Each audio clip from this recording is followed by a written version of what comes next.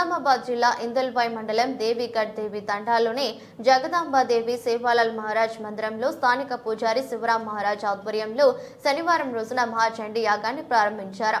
జగదాంబాదేవి సేవాలాల్ మహారాజ్ విగ్రహాలను దేవి తండాలో ఊకరించారు.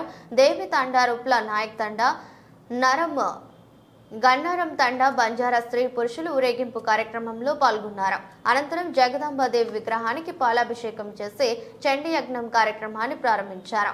ఈ రోజుతో 3 రోజుల పాటు యజ్ఞం కొనసాగుతుంది.